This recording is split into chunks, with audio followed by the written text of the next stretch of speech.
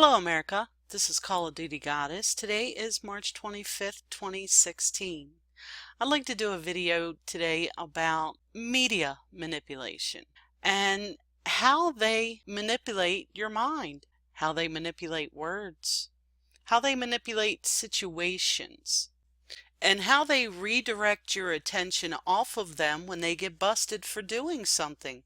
I'm at a YouTube video here titled AstroTurf and Manipulation of Media Messages, and it's a talk done by Cheryl Atkinson at the University of Nevada. And in this talk, she describes the manipulation of media and how big money is behind it, big corporations, big government, that kind of thing.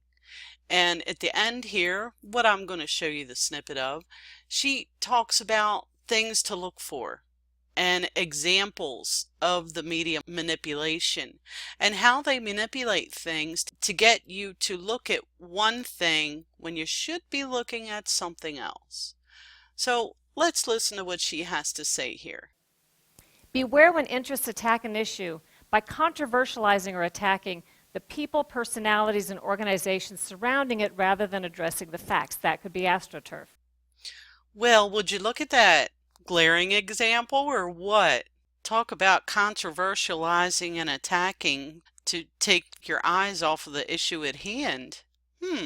Reporter says sheriff condones threats made against his family. Now this is in reference to a video that I made titled Bombshell, Proof of Who Set Up Sheriff Palmer. I also made a video titled Who Set Up Sheriff Palmer Corrected Version because I had a couple people leave comments on the video that I did, the first video I did, the bombshell video, that there were things that needed to be corrected. So I did that. I then made a video, more bombshell proof of the setup of Sheriff Palmer.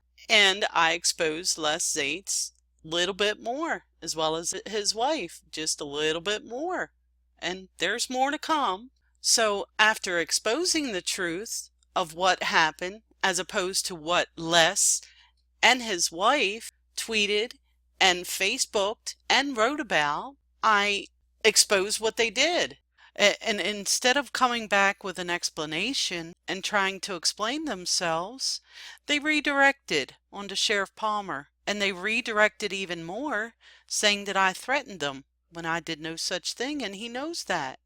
Because he didn't speak about anything in this article about the threat. If the article is titled, Reporter Says Sheriff Condones Threats Made Against His Family, well, you'd think they'd talk about the threat. So let's see here if there's any mention of a threat. So here they are talking about Sheriff Palmer in an article titled, A YouTuber Attacked Les. Now how does that make sense? Does that make a bit of sense? It makes no sense whatsoever to me. And they're redirecting to Sheriff Palmer. And Sheriff Palmer don't know me from Adam. I don't know him from Adam. I just started researching on him because I was mad. I thought Sheriff Palmer set up Lavoy and Ammon to be killed while acting as though they were his friends, because that's what Les Zaitz and his wife wrote on social media. His wife just wrote it on social media, but Les Zaitz wrote it on social media as well as in print. And I've showed that. I guess Les doesn't like that. Redirect. So where's the threat? No threat. But there is something. There's one big thing that you're missing. All three of the videos that I made were about the inconsistencies, half-truths, and outright slander of Sheriff Palmer.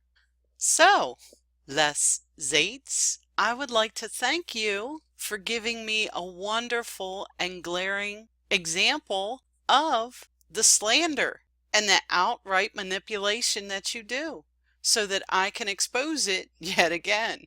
Thank you so much, Les. I really appreciate that. And Cola Miner, I thank you too. Oh, I just love when you can get a teachable moment out of real life situations. Les, thanks again. This is Call of Duty Goddess signing off, and as always, I've got your six.